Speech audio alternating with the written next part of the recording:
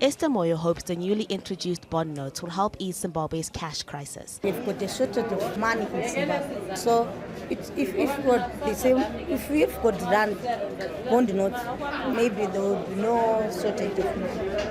Bank customers can withdraw up to $50 worth of notes a day, $150 a week. The central bank says one bond note is worth $1, but they aren't calling it an official currency.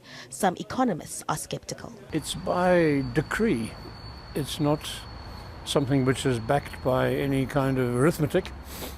And they've made the statement that it's worth that. And they're hoping everybody will believe that. Money is actually a belief system. The new notes remind some here of the now defunct Zimbabwe dollar that led to hyperinflation and shortages of basic commodities. In 2009, multiple currencies, such as the US dollar and the South African rand, were introduced.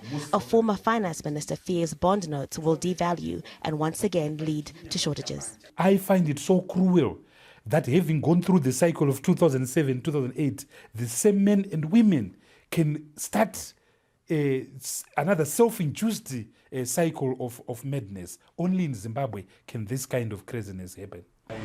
Not everyone is complaining. The bond notes come with a 5% incentive, a bonus paid by the state to exporters if they move their money through proper banking channels. If you look at a basic transaction, minus of 5%, that's 5% less than what you are going to make with the 5% incentive.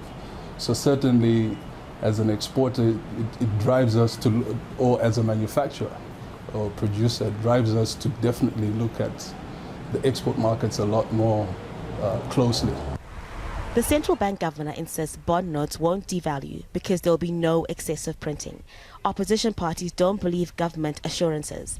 Anti-government protests at the state of the economy and the bond notes were held nationwide recently. More demonstrations are planned this week.